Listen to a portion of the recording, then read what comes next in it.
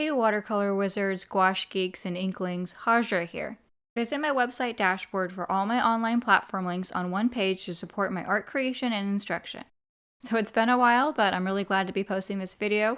Today I'll be sharing my 2020 art supplies and art space tour. Thanks for parking your brushes here and let the epic art adventures begin. So I have older videos where I reviewed my Tabaret when it was new, and also another big video where I went through my watercolor and gouache supplies in detail. But those are from years ago, and folks have been asking me for a new art supplies and art space tour for a while, so it's finally here. Since I've been in a 360 square foot cottage for more than a year, it does figure into how I need to stay super minimal and clean and organized, which luckily is all second nature and personal preference for me. To the secretary desk in the corner that doubles as an eating space, and the tea and coffee kettle and water carbonator. You can't really see it in the photo, but there's a bookshelf next to it. Then you see my desk and big cherry wood Tabaret in front of the bay window with my decoration pieces on the mint counter inside the window. You'll see all the supplies inside this Tabaret and my other two Tabarets later on in the video really soon. Here's a close-up of my desk so you can see that I have two tiers that really help ergonomically and also make it so I can put my camera mount and light on the higher tier at the back of the desk. I was making jewelry for an upcoming exhibit, so I have some of those parts out in this photo. And then there's more of my art stuff to the right. My other two Tabaret flat files stacked one on the other, my jewelry project cabinet with the painted birds on the doors. But you can see I'm working in a very cozy space for the past year. It is possible if you keep it all very buttoned up and tidy. You definitely don't need an art room or huge space just for art or writing or sewing or whatever. You can do super professional work with just a little dedicated corner. I have never had a separate art studio or study anywhere myself, and sometimes I've actually had even less space than I'm working with here.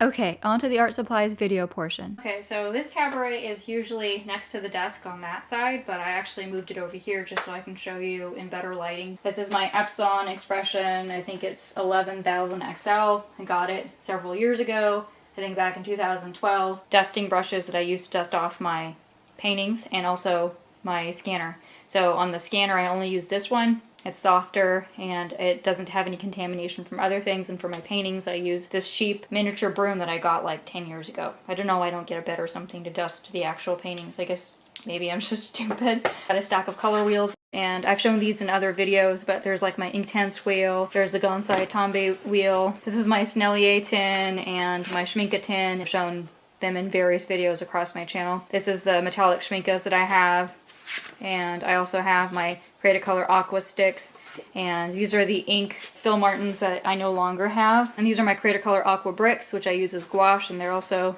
on the other side from where I tore this off of the actual packaging. These are my watercolor pencils, so held together with a binder ring of my actual products, because it does help to have that when you're looking to see what colors you want. Ooh, which way do I tilt to get it straight? Okay, here we go. So I've also shown this color wheel in a separate video, so these are all my Schminke and my Snellier colors in there separately. My color wheel stencils also shown in a separate video. This is my little swatches of the different papers I've used. And again, this is really good so you can test the weight and also the feel and texture of your different papers at a glance. Just a quick way of being organized. And so that's what this top drawer is for. It actually came with a flat glass palette in it, which I never used because I'm not an oil painter or an acrylic painter, so I just emptied it out for my color wheels. Here's the now discontinued Nita Leland color schemes selector that I've got here too, and it's just a color wheel that helps you test different color schemes basically. Again, all of these dot cards, whether they're Schminke or Snellier or Daniel Smith, are shown in different videos, so if you want to check those out. The gist of this drawer is that it holds my color wheels and it holds my paper samples,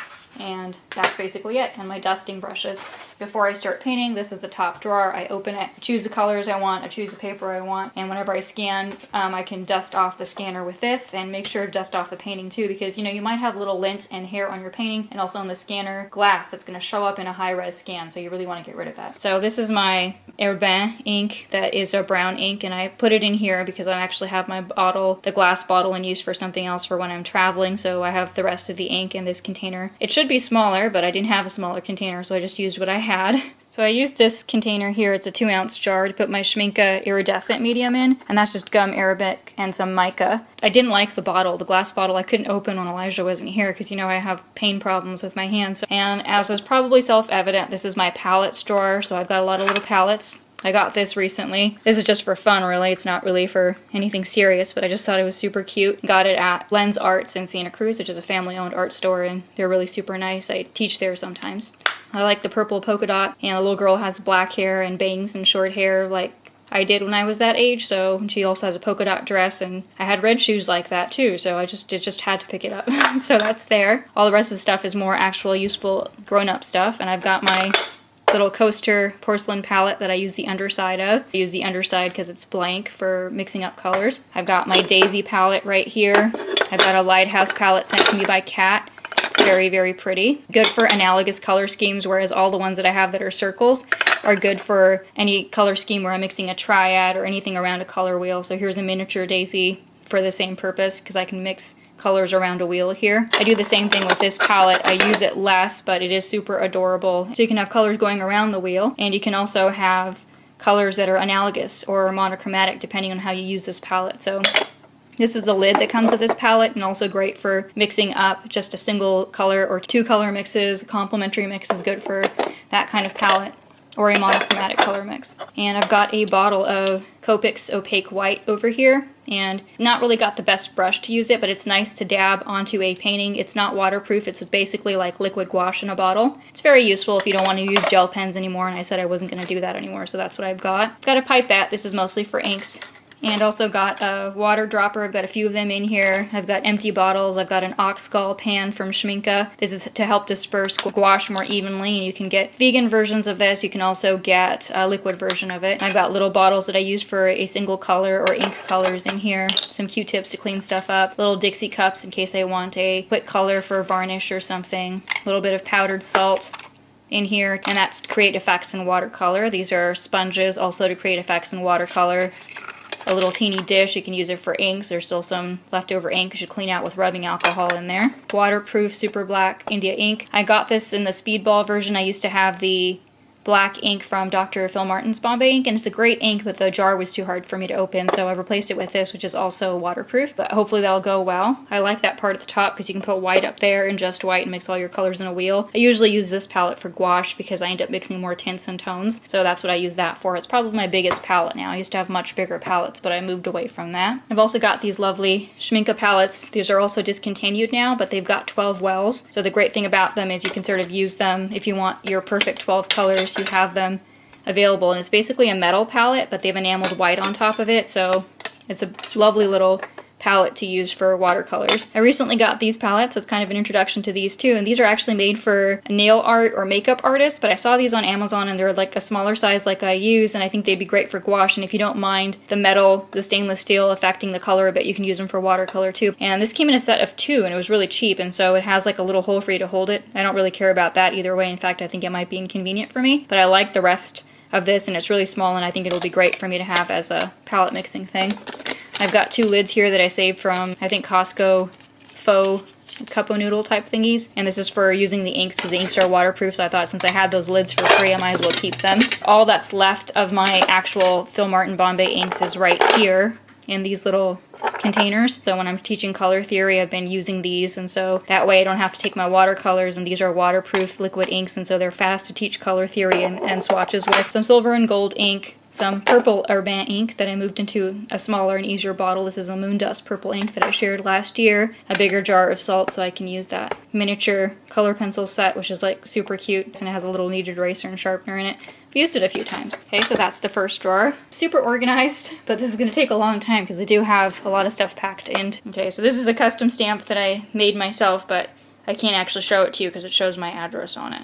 But it's a quail. So I'll go faster through this drawer because this drawer only has glues and tapes and mounting strips and such. So we've got my watercolor ground and matte medium and my gloss medium here. And I also have some metal foil and want to do that. I've got 2 ink pads, the only 2 ink pads that I own. One in black and one in white. And I use those for the only few stamps that I own. And I've got one color wheel stamp. I've shown this before in another video. Circles are too small to swatch, so it's more decorative, more than anything else. And I also have another color wheel stamp that's right here, more boring refill-y type stuff. So tapes and glues mostly. This is the money drawer with all the paints and stuff in it, and it's gotten a little bit crowded but then it was less crowded after I gave the stuff away that I didn't like to students and such and patrons. I think at this point I've tried everything that I really like, so I kind of know what it is. It's my Schminke travel tin, and I moved it into here to make it into a smaller tin. Again, this isn't a separate video if you want to look at those colors. I also have my Snellier travel tin of colors, and this is also shown in the same video that I was showing the other travel tin in, so you can check that out. Inktense travel tin set, and I got it out of the plastic tin and put it into here. I really like the tins with the animals on them. The only plastic boxes and palettes I actually have are these two with a silicone lid, and that's because I wanted to separate my gouaches out. So I have this box that I ended up using for all of my aqua bricks. I could divide them up and put them into here. I also recently bought the Art Graph gouache stuff just to compare it with the aqua bricks, and it actually isn't brighter and isn't softer than the aqua bricks, and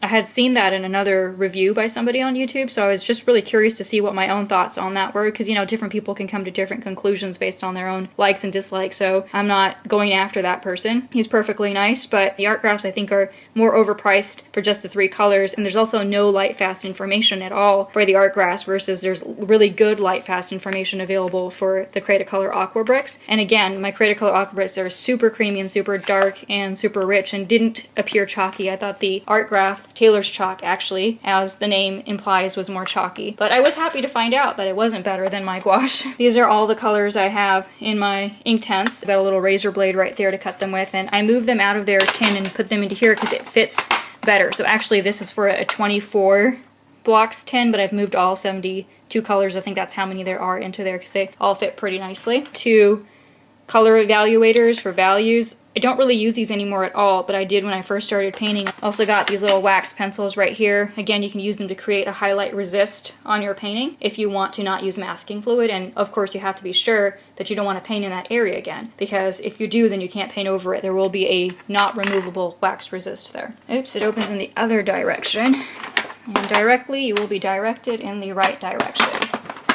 Alright, so you turn that over. I've got my Cretacolor Aqua Sticks. This is the other product that I use as my gouache. So the Cretacolor Aqua Bricks, which were in that box I just showed you, and the Cretacolor Aqua Sticks have been my favorite light, fast, creamy, dry gouache option versus getting tube gouache, because tubes don't work for me. I can't really get them open and they're hard for me to manage with the colors, so I prefer my colors dry. Pans for watercolor, and those cakes or sticks for the gouache. Here's my watercolor pencils, Albrecht Dürer watercolor pencils, and I've got a limited range because, well, I just don't use them as often. It's going in spectral order, so it starts with the reds and oranges, magentas, and then goes down to the earth colors at the bottom with the greens and blues and stuff in the center.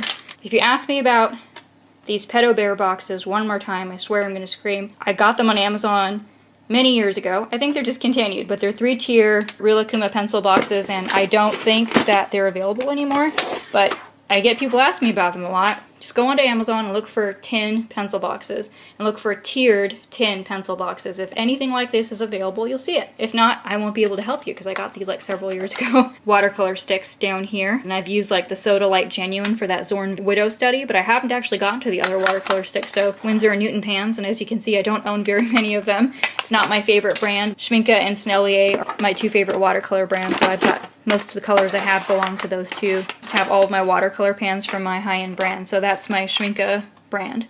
So I've got Schminke colors at the top here and also Schminke colors at the bottom. I only have 2 tiers in here. I took the 3rd one out and it's being used for something else. It doesn't have any watercolor pans in it. And then the rest of my Schminke colors are in here with the greens and blues and also the earth tones and the neutrals. And so those are all organized and they're right there. So on this side I've got my metallic Schminke watercolors, and I've done these in swatches and also as a demo in another YouTube video. They really are really pretty, like candy in the box. Here it's just really, really adorable. They get a little bit cloudy when you use them on the paper because the mica tends to stack up. So that's something you just have to figure out, like I explained that in my review. Boy, are they soft and juicy. Use them in like a glaze or 2. If you do more than that, then they tend to sort of stack up the mica. Gold pan of watercolor that I've mostly used some time ago and then didn't get around to finishing. So the only other plastic box I have here is a duplicate of this one. I used to have the liquid inks in it, but they're gone now. They're all used up. With a great degree of difficulty, managed to wash this out with a huge amount of soap and rubbing alcohol because those inks are like acrylic inks. They're pretty permanent, so you have to do a huge amount of scrubbing to get them out. So all of these wells you can kind of see are stained the color of the ink that was in there. It's a little bit of a light pastel stain. It's kind of pretty actually. And so I put all my aqua sticks in here because this box is now empty because the inks were gone and I didn't want to waste it because, again, these nice sections keep the color separate. Whereas when I had these all together in a tin, they sort of banged into each other and the colors got mixed. So since I use little pieces at a time because I use them like pan, watercolor, and gouache, it's actually really nice to just have them in this box going in spectral order again with my neutrals at the bottom there. So apart from the Copic white, I also have a Dr. Phil Martin's bleed proof white and also a Kuretake Zig white ink. And I have not opened this one yet because I haven't even finished the other two, but I do use the other ones and they're very good. Again, they're not waterproof, so they do work like a liquid gouache. If you want a waterproof white, you'll have to buy like a white acrylic ink like from Dr. Phil Martin's or from an acrylic brand. I've got my actual white gouache. Yeah, so here's the labels for these gouaches are back there. I had 2 Holbein gouache tubes, and because tubes are so hard for me to use, I wring them out once and using a tube wringer and just put them in these jars so it's easier for me to get to. And I think the one with the apricot is my more opaque titanium white, and then the other one's the zinc white, which is a transparent white or Chinese white. Water soluble graphite pan. And I got it again from the local store, just saw it there, and since I was doing drawing classes and teaching them, I thought it might be fun because, you know, it's actually easier to do this with water-soluble graphite than a pencil if you're going to shade a large amount because it's easier on your hands. And this is a piece of the water-soluble block that they sell because they also sell a stick. And I give the rest of it to my students. I chopped it up into little pieces and divided it among like 18 students, so I kept one little piece for myself. Metallic Finitech watercolors, better for particular expected metallic effects than the Schmincke iridescent colors. They work for different types of effects. So if you're looking for conventional metallic colors, these are probably what you'd want to get. And these are the Finitech larger pans for just the gold and the silvers accents in a piece or on a print. So that's what I've got these for. I've had those around for years. And these are the only markers I own. They fit right here. In fact, as they run out, I won't be refilling them. So this part of the drawer should actually get a little bit less full. I've got my red here. A micron. I like the fiber tip versus the metal tip because it's usable at any angle like the zigs that I like. So that's why I got that one. I also have a light brown, a black, a dark brown. I think these are coffee and chocolate is what they call those brown colors. And also a really light gray that looks like pencil. And I think a second black, but that's in my travel case right now. But I'll show you what I really like about these Zig Writers and their tips, which is why I prefer these for students. They are acid-free archival pigment ink, and they're also waterproof, and so that's lovely about them. They also have 2 tips. One of them's a fine fiber tip on this side, and the other one is a fatter, rounder fiber tip for like larger fill areas. There is no metal in that tip right there to use it as any angle. Sakura Sigma Sensei. I had to try this one and this one only because my students had these and I wanted to tell them if they worked or not. I've got 2 clear blenders that you can use to blend a watercolor pencil. This is an Inktense pencil, so this is a permanent white if you want to use it. I haven't really used it much, as you can see, because I usually use the white with a brush from the different inks that I have. My jelly roll that hasn't run out for many years, I'm still waiting for it to run out, and I've got another one in my travel box. Both of them haven't run out. Got a gold and a silver, and this is a pastel white pencil, and I use it in case I want to draw on black paper instead of sketching with the pencil. Sometimes it shows up better. So all of these back here are refills. These are my refill Inktense. These are my metallic color refills. Again, the rest of them are in this box that I showed already. And this brush refill has all of the brushes that I own that are not in use right now. I think there's probably 24 brushes in here. I got those when I thought I'd go through brushes faster, and then it turned out I actually just didn't go through brushes very fast. So, you know, you can sort of generally see that my refills are in the back because I hardly need to touch them. Metallics and markers are on the side along with the whites. And I've got my watercolors and gouaches and Inktense on this side. Okay, on to the next drawer. This is all my in-use stuff for my brushes and everything. So I've got my scrubber brushes right here, which are the rough scrubbers that you can use to lift and correct something, and I don't usually do that because they're pretty damaging to the paper. I also have some incredible nibs here.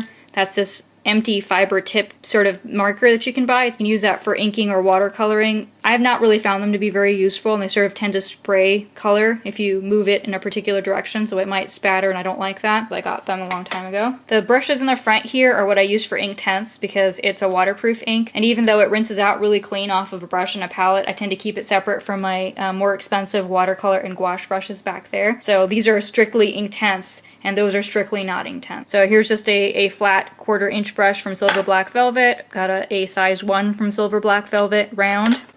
An angle 1/4 inch brush.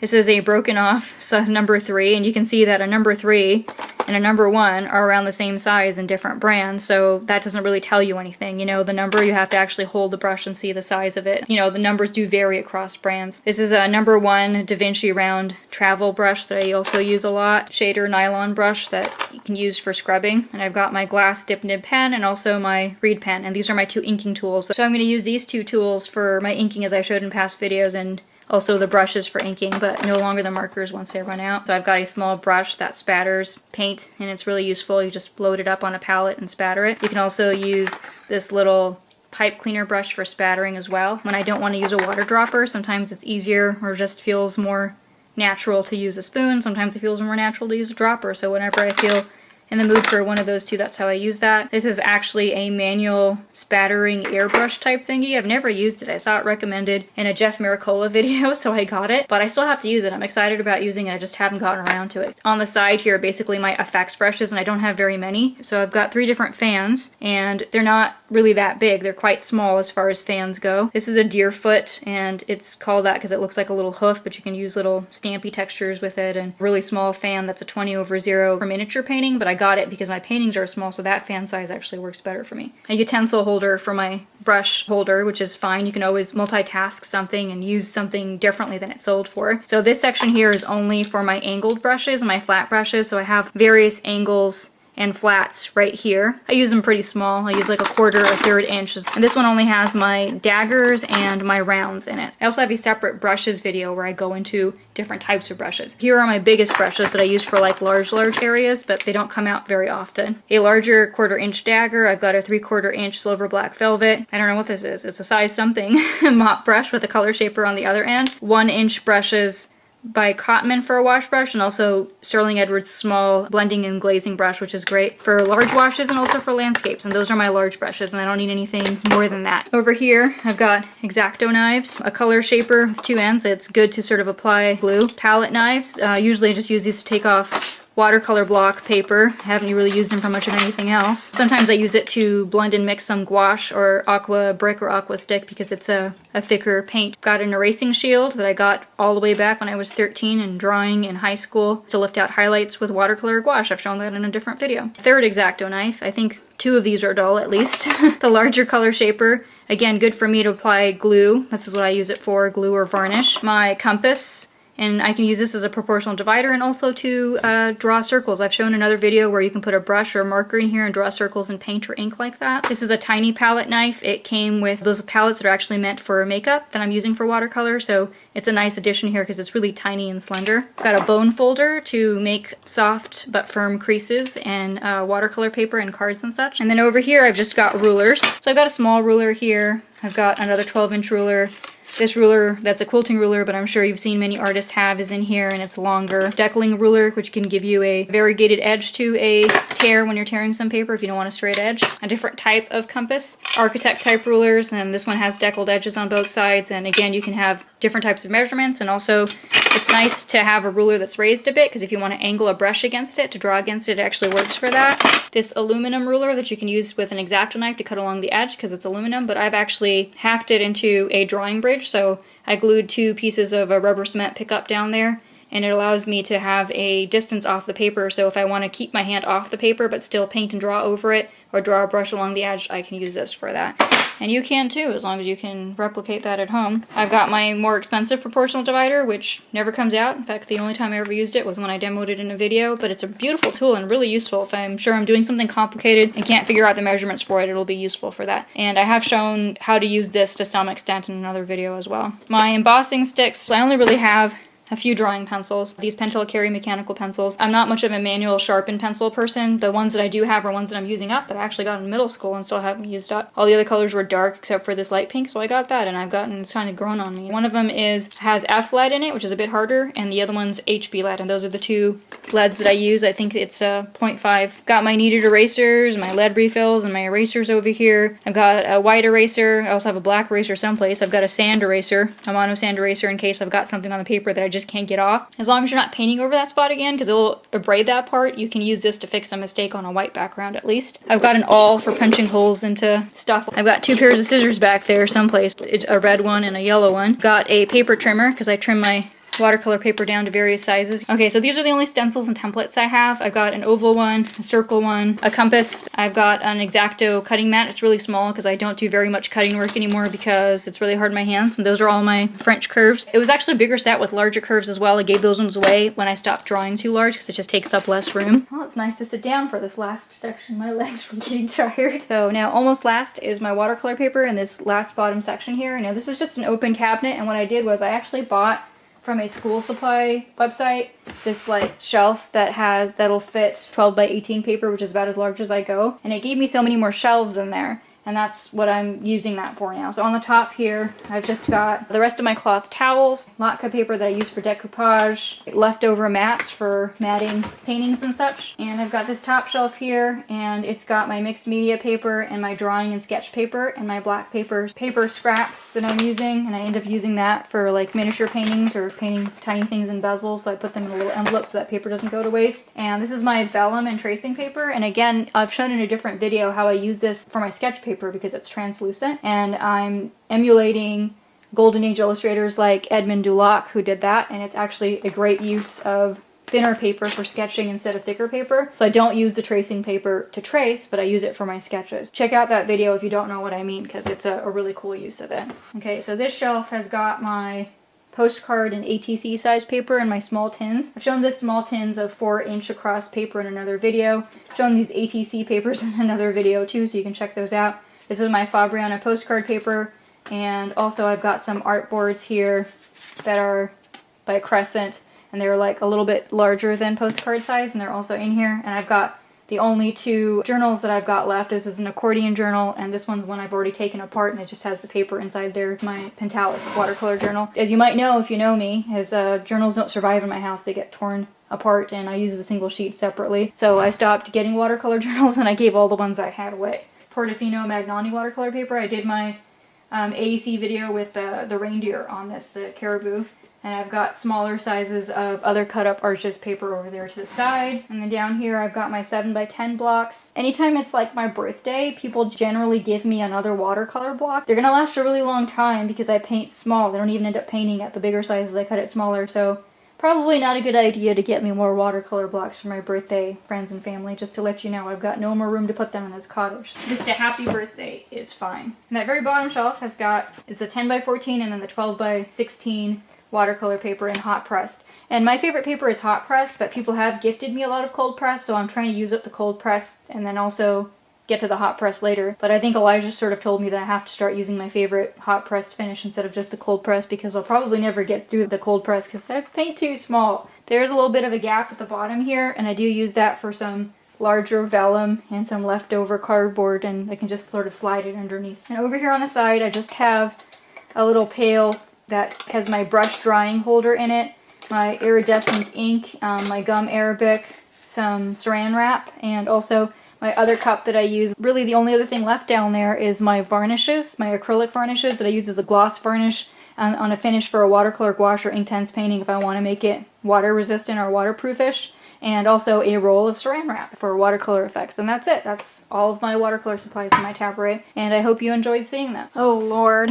Okay, so I'm switching to recording with the phone just so I can get the desk area. So here's my computer at the top of that desk, and you can see that there's my light there. There's also the bay window that looks outside, so I can sort of, you know, have a nice view. Got my computer over here at the left, and it's nice because I can sit at a higher level than when I'm typing. Usually I'm lazy though, I just bring my computer down to the lower level. I should use my keyboard more because it'll help me have better ergonomics. Here's my camera mount. I actually put this cheap mic cover over the tip of it because I feel like I'm gonna poke my eye out. And I've got this lamp that I replaced the clip-on lamps with, completely off, and then there's different levels of the actual LEDs, and plus there's a warmer, cooler, and brighter colors all the way to bright.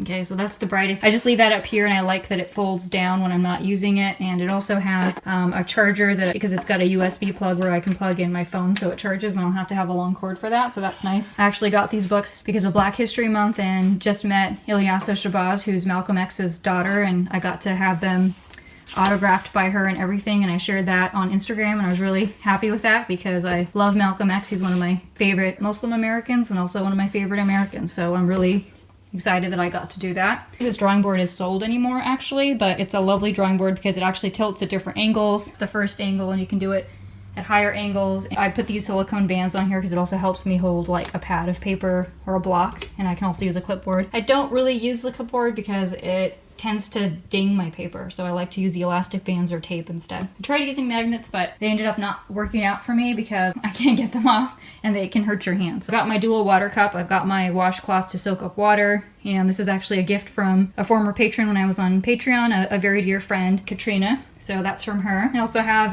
another water cup made out of silicone, and that's for my acrylic rinsing and also anything that's metallic rinsing. And that's a dual tier desk that I can use very comfortably. It's all I've needed and doesn't take up that much space. What I like about my setup the most is I make use of the natural light coming in through the bay window, and I also don't have too much equipment, so it doesn't feel like when I come in here that there's just a lot of wires and lights and everything, and it doesn't ruin the look of this place, especially because it's so small. You can see there's birds in my box right now. Well, that was a oak-tip mouse. This is a dark-eyed junco. Share the last of my stuff. So this box has my jewelry making supplies in it. My various stones, pearls, and beads here. My jewelry making pliers over there. And the rest of the supplies in the level below it. It is a pretty box that was bare that I decoupaged myself, and this Tabaret was also bare wood, and I also painted it and also decoupaged the front with the different colors and such, and I did the same thing for the bottom when I painted it with different colors. So this top drawer has got my writing notes, my art notes, and my philosophy notes. My physics notes are not in there, so they're packed up right now. This is for me to send to a friend,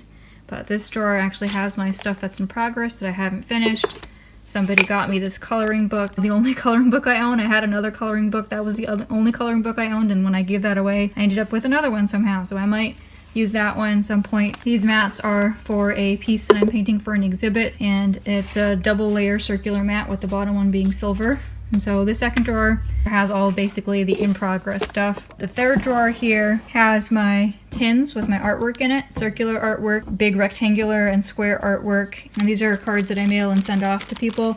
Now if you want to know what's inside of these tins and how I use them, I actually do have a separate video on that. So the good thing about when I don't show stuff in detail for some of these things is a lot of this stuff is just in detail in another video. This is my other tin that has my paintings in it. I just did this DVS bear recently for the Data Visualization Society 1-year anniversary. These are my ATC size original paintings, and this box right here, my larger drawings and prints from when I was younger, because I used to do much larger drawings, and now I've moved to smaller pieces. And this drawer is hopeful and empty, so if I have more paintings I can put them into here at some point when the other drawers fill up. I like to have one empty drawer. It feels so much more sort of hopeful and doesn't feel like you're running out of space. I don't know why I do that, but I do that. This top drawer here has got some more of the jewelry making stuff that's in here spilling over from this box right here. I also got wooden supports in here where I end up pasting some smaller paintings and turning them into ornaments. Paintings that have an acrylic varnish on them, so they don't need to have a mat or a frame. And I don't do that with everything because honestly, watercolor that's just bare and gouache that's bare is the most beautiful on its own. But for certain pieces that I do in Intense or sometimes even in watercolor or gouache, I like to varnish and hang them up like that. Usually it's like seasonal pieces and such. This is my office supplies drawer. So these are my ATC sleeves, artist trading card sleeves, and these are my paper clips and tacks and such. I don't really have very many office supplies because I try to be very minimal about stuff. I got my TI 30 calculator back from when I was a physics major and did a lot of calculus and multivariable calculus and stuff in college. Binder clips and my business cards over on the right. Beautiful little book sent to me by my friend Diane. And I actually had it on display, and then there's a lot of lint in the cottage, so I left it in here, but she sent me a lovely little alphabet book with Golden Age illustrations in it. It's called Edward Lear's Nonsense ABCs. It's really, really cute. Cords like my scanner or my camera and such. There's not much else in there. Full stack of business cards that I usually give out. This is scanner cord because I don't have it plugged in because it's inside of a cover. Wood blanks that I painted the back of with that ink. I used up a lot of that ink that way. In the front I'm going to put a painting on, then it becomes an ornament. Here's an example. I didn't really like this one, but you can see it's varnished. I did a study of David Lowe's political cartoon Very Well Alone that he did for World War II. It was always one of my favorite political cartoons when I studied history. This box has a lot of my painted ornaments in it. An electric screwdriver, an electric Dremel, a lint remover, my keyboard if I ever choose to use it. And I actually got a lot of envelopes to mail off art and art prints, and I used to send a lot of stuff to patrons, so I've got sort of an extra amount of envelopes in the house at the same time, but I have them in these 2 drawers so they don't take up a lot of space in this little teeny cottage. I've got more down there. I've also got a little bit of clean cotton rag, and I used to have those 2 drawers empty, and I'm looking forward to having that again once those envelopes are gone, and so that'll give me those back. This cabinet next to it, that teal one, actually isn't for office stuff. That's actually for like my hair stuff, my bras, my tights and socks and everything. I actually don't have that many of those things, so they actually fit right into that. This little bird cabinet is my jewelry cabinet, since I make a lot of my own jewelry. I made these little strips that can show all of my earrings at the same time. I made more than I ended up having places to go to, so I still have to wear them at some point. And then I've got different jewelry projects that I've made and worked on. So all of these are various necklaces that I've been working on. Tree of Life that I showed a while back that I also made out of crystals and silver that goes in a little pendant thing. More jewelry that I made has been made with turquoise or pearls and that kind of stuff. This is jewelry that other artists made that I bought. Most of the jewelry I have is not like just off the shelf jewelry. It's either jewelry I made or my mother gave me as an heirloom, which is in the bank, and none of that stuff is here. But all the stuff that's at home is jewelry that I made or that other artists made that I got. Love wearing metal belts around my hips. My Yeti Nano microphone, so it feels like it's out of place, but it's because these drawers weren't deep enough to hold the camera or the microphone, so they actually go here. So there was a reason why I showed this, apart from showing that there's artsy jewelry that I made in here. I put these little glass knobs near myself. They match with the cottage. So here's one example of a painted and varnished ornament where I have varnished that thread, and I've also varnished the painting with acrylic, and this is a watercolor painting done in Schminke for a picture book a long time ago. All varnished and waterproof. Sometimes I like to do stuff like that. Here's another ornament that I made that's also varnished, and this was done with the Phil Martin inks. There's actually an accident that happened there. This wasn't actually part of the original ornament. I have to try to fix that. I was putting ink on the back and it leaked through the front and came up through there. So now I had to figure out how to fix it, but this is already varnished, so I couldn't actually fix it. The ink didn't stick on it properly, so I have to come up with another solution to that. A nice dipped real leaf that's on there, and it's part of that ornament, and that's nice. Some of my paintings on the cabinets here as decal, so that actually works nicely too. I've got another painting I did as a decal on the top of the fridge, and another one on the bottom of the fridge is the polar bear painting I did because it's for the freezer, because, you know, the polar bears live in the freezer section. And here's the little painting I did earlier this year with all of that thread, and again, it's all nicely varnished and glittery. And so I made all of those into lollipops and painted this whole scene and cut it out of wood. And she's attached with a magnet, so she can actually move around in the scene in different parts, and that's Princess Lolly. Secretary desk that is part of the little corner here where we do the tea and the filtered water and the kettle and all that stuff. And up here on this electric box, I put a decal of my botanical peacock because